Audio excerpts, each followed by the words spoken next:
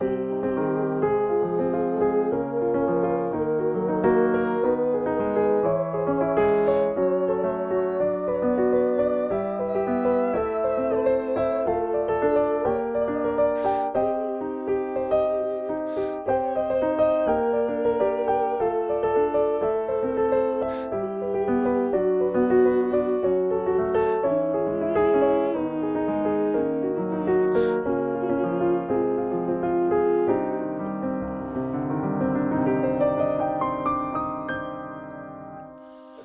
everyone, welcome back to part 2 of our 3-part series on honestly a lot of things. So I don't even know what to call this video series. You'll find some title to name it, but it's a lot of things. There's a circle of fifths, both directions. That would be clockwise, counterclockwise, moving in fourths and fifths, and practicing all of your triads. We did major triads in both directions in the last part over different time signatures. So now we are going to do minor triads just so that we move out of the major domain. So this is C major. Let's say bye to it for now. C minor, F minor, E flat minor. The beautiful minors are going to be used in this tutorial, part 2. So first let's revise the minor chord movements. It's going to be very similar to the major chord movements.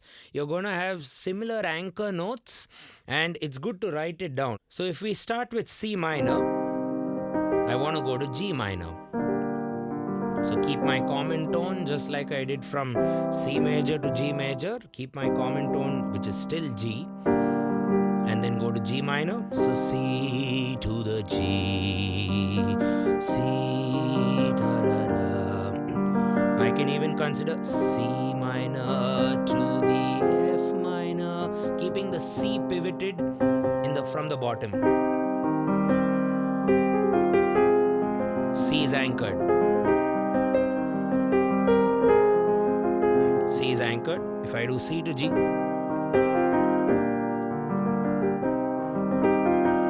G is now anchored. And the job is to do the entire circle of fifths. C, G is the anchor note. G minor, D minor, the anchor is D. And then A minor. And then E minor, B minor, F sharp minor, C sharp minor, not D flat. I tend to call the black note minor chords as sharps rather than flats. It was the other way for major, if you remember in the previous part, where we called it as D flat major, A flat major, E flat major, B flat major, and F. Try to get used to speaking that. So C minor, G minor, D minor, A minor, E minor, B minor, F sharp minor, C sharp minor, G sharp minor, E flat minor. You can call it E flat or D sharp because it's this going to end up being part of the F sharp major scale, which can also be called as G flat. So E flat minor or D sharp minor, B flat minor, I prefer calling it as B flat minor, F minor, and then C. Repeat. C, G, D, A, E, B, F sharp, C sharp, A flat or G sharp, E flat, B flat, F, C. Now if that's a bit too low for you, you can do it a bit higher, an octave high. E, B, okay, that's your plagal direction where the circle of fifths goes clockwise. I would now do the authentic direction where, again, just to recap, an authentic would mean 5 to the 1. So 5, C is the 5 of the F, C, F, that would be your F. So C is the 5 of the F, and F is the 5 of the B flat. Okay, you're moving 5 to 1s there. So let's do that. And as you go 5 to 1, as you go counterclockwise circle, you're going to go ascending piano. That'll be the natural flow of your boat. Let's say your boat is flowing downstream and you go down naturally. But then if you have to go against that, I'm going to talk about that in the next part. So that'll be fun. Do stay tuned. So we'll go against the direction of flow of the inversions, if that even makes sense. That we're going to do in the next part. So C, F, B flat minor, E flat minor, G sharp minor, C sharp minor, F sharp minor, B minor, E minor, A minor, D minor, G minor, C. And then you can do the same old job but descend the minor, which we discussed earlier.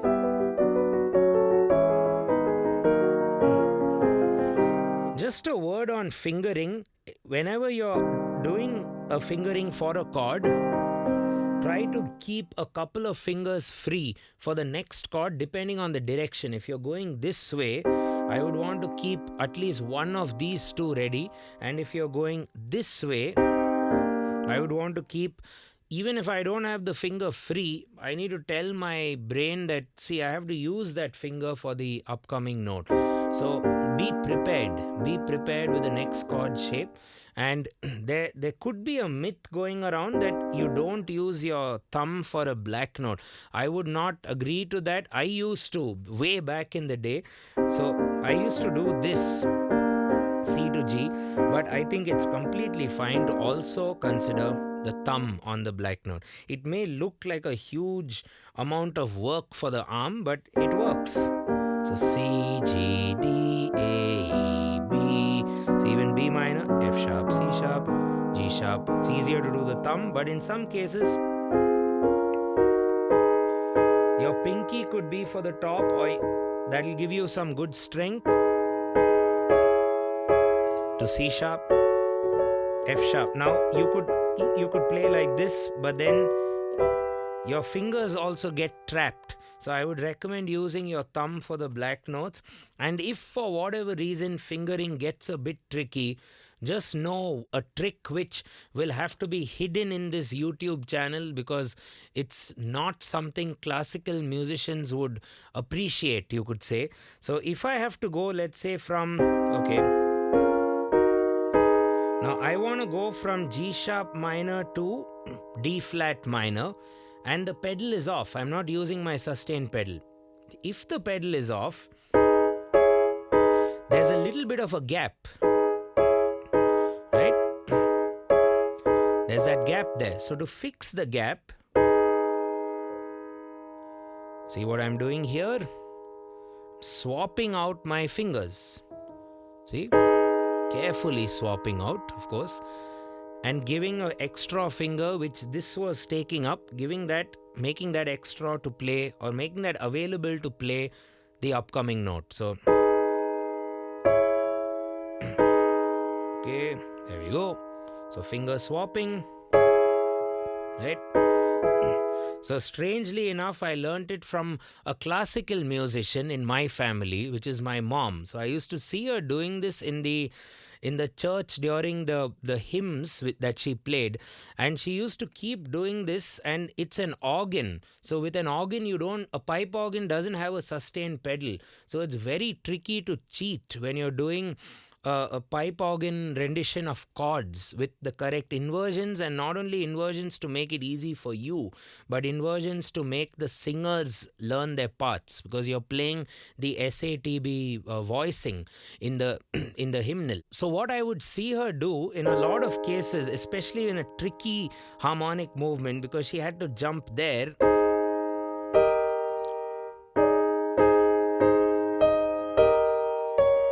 things like that. She jumped the finger, but to do that, the sound quality gets a bit choppy, if that's the word, because you can't use the pedal on the pipe organ. So in a nutshell, the ways to make the chord shifting a bit better: first of all, I would plan ahead. Second of all, I would keep fingers free as much as possible, depending on the direction I'm moving. And if all things go south, then you could look at this sort of pipe organ finger swapping technique. There we go. This will come in handy a lot, especially in times where you cannot use the pedal. Okay, right? So that's about the plagal and the authentic direction, both going in both directions of the circular fifths. Now, just like part 1, let's bring in some rhythmic study into our playing.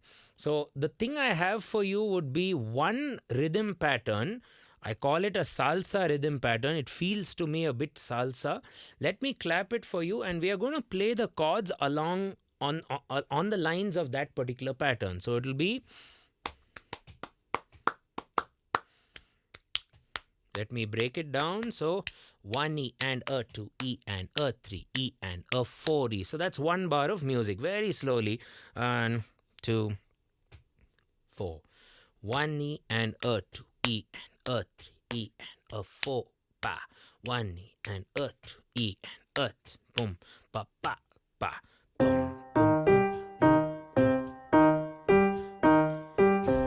Kind of similar to maybe one of the montunos, but it will be not really montuno, but just something influenced by that. So the pattern would be, so 1 E and a 2 E and a 3 E. So the E of the 2, A of the 2, as well as E of the 3 and A of the 3. But in the 1 E and a. 1 E and a. So 1 E and a 2 E and a 3 E and a 4 E and a. So that will be 1 E and a 2 E and a 3 E and a pa pa boom pa boom boom boom boom boom boom boom boom boom boom boom boom boom boom boom boom. Makes a nice melody rhythm.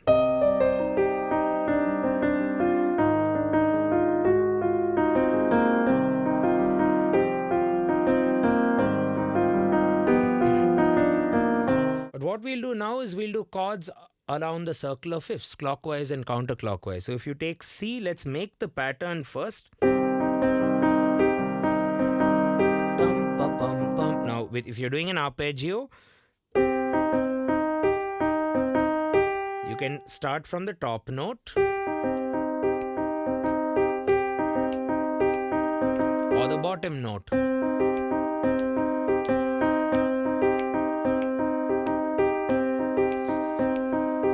Or if you like broken chords where you don't arpeggiate, you do a dyad, you do 2 notes together and then a single note.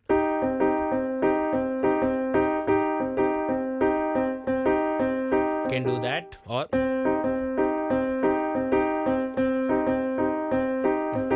so these could be your patterns, and the left hand can just hold its ground or maybe play the same pattern.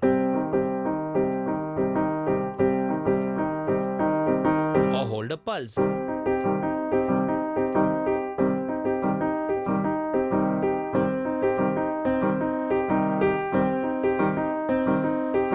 Or sometimes what I like to do is do some dotted notes. Yeah. Up to you. Now we have to shift this across the chord. So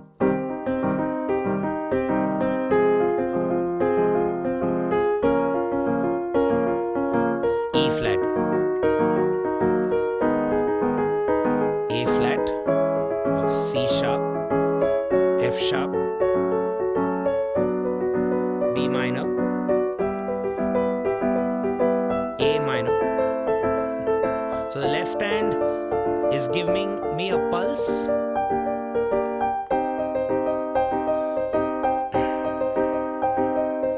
You can even make the left hand a bit more simple.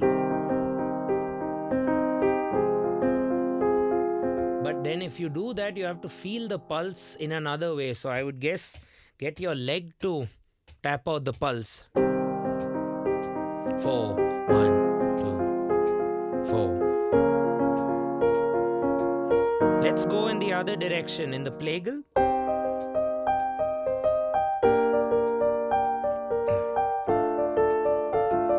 Maybe minims in the left hand.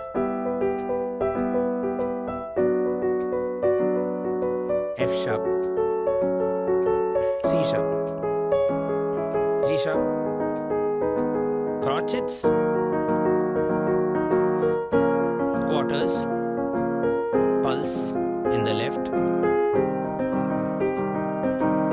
That keeps you on time, you know. So both directions done and dusted. So if you'd like to push yourself even further, you could do the chord change in between the bar. So if the pattern is ta ta da ta ta ta ta ta ta, so it could be ta ta da ta ta, and then you could play the next chord. So dun dun dun dun, 1 E and a 2 E and a dum bum, 1 E and a 2 E and a. Maybe at the of the 2, you could do your next change, or you could stick to a textbook method and just chop it up into 2. So it would be 1 E and a 2 E and a 3 E and E. So at the E of the 3, you're going to be playing the new chord.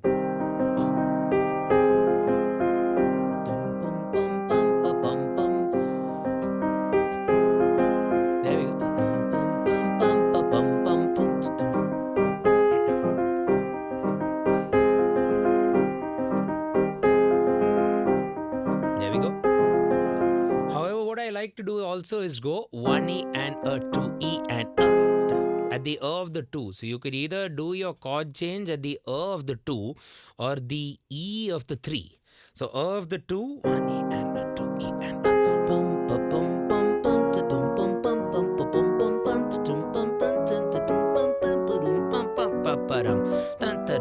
bum bum bum D minor. Okay, let's now try and do the E of the 3, the shift at the E of the 3.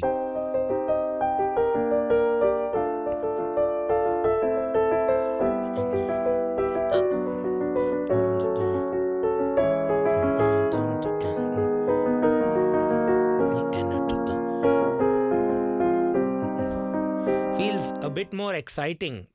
I don't know. You have to pick and choose which is the one which you like. Now the extreme case in terms of shifting would be to shift every beat.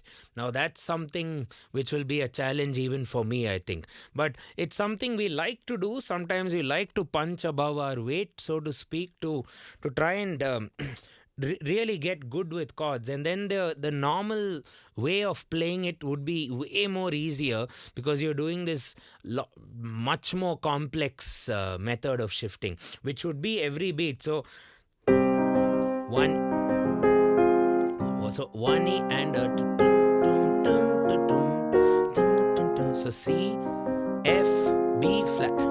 I can't even say the note names because it takes more time to say the note names than it takes for me to shift the chord. So it does get very geeky in this sense, but let's give it a try.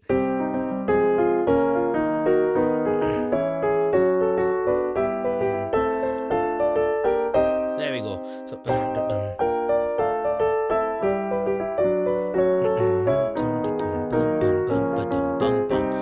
that's a good way to really conquer minor chords and maybe even major chords. You can bring back the major chords which we studied in the last part.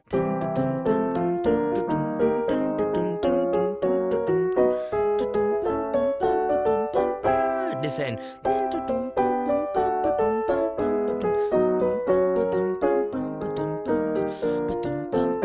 we go. So that's about a salsa rhythm pattern along the circle of fifths in both directions. We've looked at minor chords in this particular part of the 3-part series, and in the next part we are going to do some note value manipulations or note value speed variations, and we'll go against the stream or against the flow of the natural flow of events. We'll disregard inversions altogether and say that I won't go in the easy way, I'll go in the tough way instead. So practice part 1 and part 2 properly. Head over to our Patreon. You might want to subscribe, then you'll know when the next part drops. And I will catch you in the next part. Cheers.